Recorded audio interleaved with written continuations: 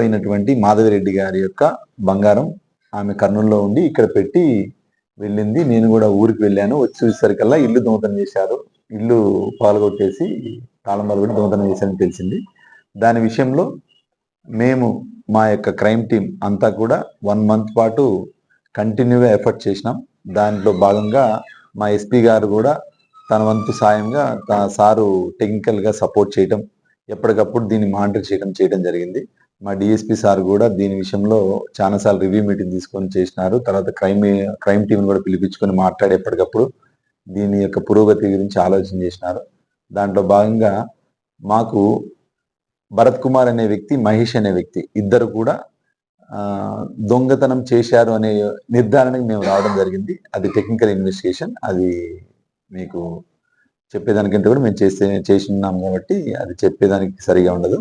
కాబట్టి ఆ technical investigation ద్వారా వాళ్ళిద్దరిని కూడా మేము క్యాచ్ చేయడం జరిగింది. వాళ్ళిద్దరూ కూడా ఇది వరకు కూడా దొంగతనం చేసినారు. భరత్ కుమార్ అనే వ్యక్తి కాజీపేట మండలం, కడప జిల్లా సంబంధించిన వ్యక్తి. అయితే ఆ వ్యక్తి ఇంతకుముందు అన్నమయ్య జిల్లాలో, కడపలో మరియు ఇంకో వేరే జిల్లాలో కూడా 3 కేసుల్లో ముద్దాయిగా ఉన్నాడు. అక్కడ మోటార్ సైకిల్ దొంగతనం చేయడం జరిగింది. ఆ కేసులో అతను జైలుకు కూడా వెళ్ళాడు. కడప సెంట్రల్ జైల్లో ఉన్నాడు. అదేవిధంగా మహేష్ అనే వ్యక్తి గుత్తికి సంబంధించిన వ్యక్తి. ఆ గుత్తికి సంబంధించిన వ్యక్తి జమ్మలమడుగులో దొంగతనం కేసులో అంటే బ్యాగ్ లిఫ్టింగ్ కేసులో దొరికిపోయి అతను అక్కడి నుంచి కడప సెంట్రల్ జైలు పోయాడు. అప్పుడు వీళ్ళిద్దరి పరిచయం ఏర్పడింది.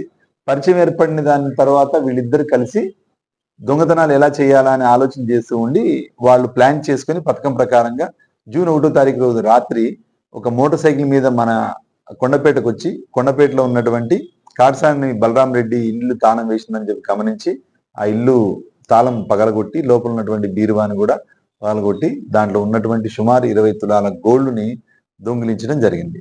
వారు ఈరోజు నంద్యాలకి దాన్ని ఎట్లయినా అమ్ముకోవాలని చెప్పి ప్రయత్నించడానికి వెళ్తూ ఉంటే ఆ టైంలో మాకు వచ్చిన సమాచారం మేరకు పంచాయతీదారులు, పెద్ద మనుషులు అందరితో పాటు మా ఎస్ఐ గారు, మేము, మా క్రైమ్ టీం అంతా వెళ్ళి వాళ్ళు పట్టుకొని వాళ్ళ దగ్గర రికవరీ చేయడం జరిగింది. 20 తులాలు ఇంటాక్ట్ ఎలా పోయిందో అలా దొరికింది.